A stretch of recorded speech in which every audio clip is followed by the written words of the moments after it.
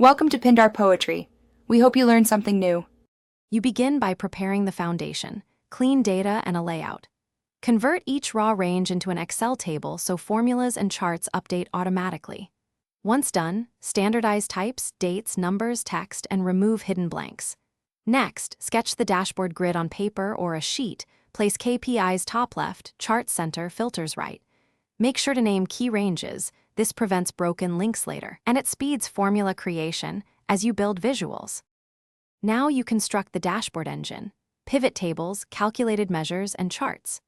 Create pivot tables from your tables to summarize revenue, counts, or averages. Then insert charts, line for trends, column for categories, donut for composition, and connect them to those pivot tables. If you need advanced logic, add calculated columns or power pivot measures using DAX. Alternatively, use sumifs and index/match for precise lookups. Once charts render correctly, align formatting and apply consistent colors so viewers can scan data quickly and accurately. Finish by making the dashboard interactive and robust. Add slicers and a timeline for user-controlled filtering. Connect them to all relevant pivot tables so selections propagate.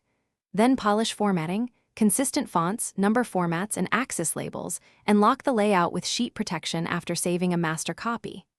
Once complete, test by refreshing source data and stepping through filters.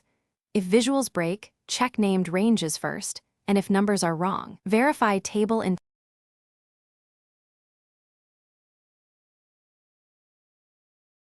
Thanks for watching. Consider subscribing if we helped you.